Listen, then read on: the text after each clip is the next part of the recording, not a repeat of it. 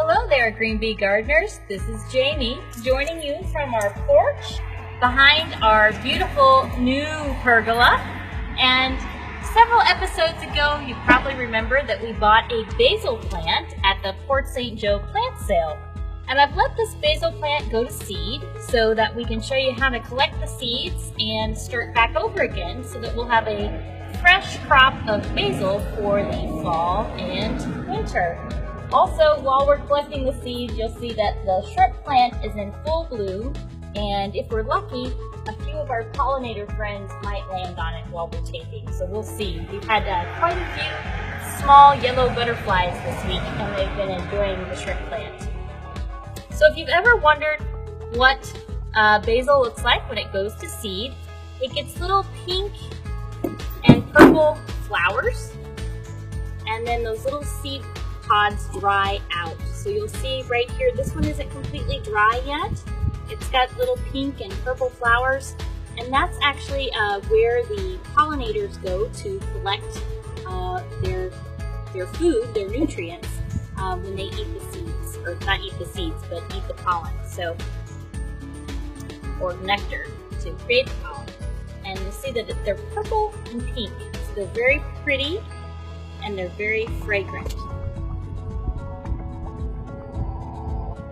So I've let several of the seed heads dry out. I'm just going to use a pair of pruners to cut them off, and I'm going to collect them in this bowl. So we'll go ahead and cut several of them. This one's still green, so I'm going to set it aside to let it dry out a few days.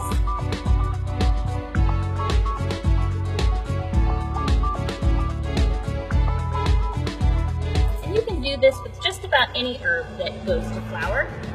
Let it flower or let it bolt, and then let the seed pods dry, and you can collect them and replant them. So now you can see I've got a nice collection of the dried seeds here in the bowl. And what I'm actually going to do is I'm going to just plant them directly into our original pot. Now here's the stem from our first basil plant, and it'll probably get a few leaves on it if I leave it in the pot, so I'll go ahead and leave it in there, and it may regenerate a little faster than the seeds. Now the large woody part of the plant I've actually cut from the base, and we'll let the rest of these seeds dry, and we can share them with friends and have another crop of fresh basil from those seeds. Once you take it off of the main plant, these pods will dry more quickly. So now all we're going to do to collect the seed, there's a couple different ways you could do it. One is you could collect them all into this bowl and then put them into a container. But since we have a nice large pot of good soil here, I'm just going to go ahead and pull them off and plant them directly into the pot. Make sure to rub them between your fingers so that all the seeds are released. And it actually smells really good. Now some people actually just go ahead and bury this whole thing under the soil and let the sides of the seed pods just decompose on their own. But I like to help the process along a little bit and actually strip the stems of the seeds.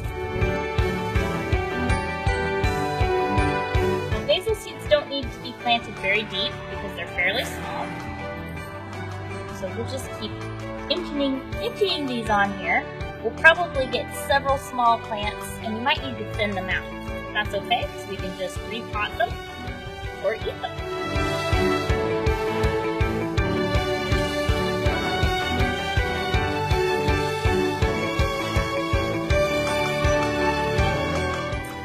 So a few more pods, and then the top of the soil will be fully covered with basil seeds.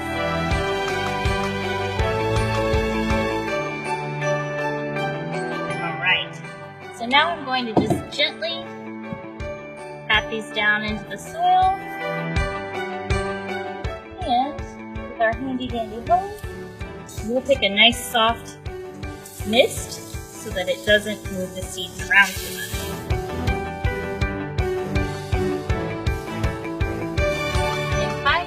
Days, we should have little basil seedlings So stay tuned and we'll update you on Basil Phase 2. Thanks so much for joining us on Green Bee Gardener. Don't forget to visit us on Facebook, stop by our website, or join us on YouTube. We'll look forward to seeing you online again soon. Plant some seeds and save some bees. Goodbye.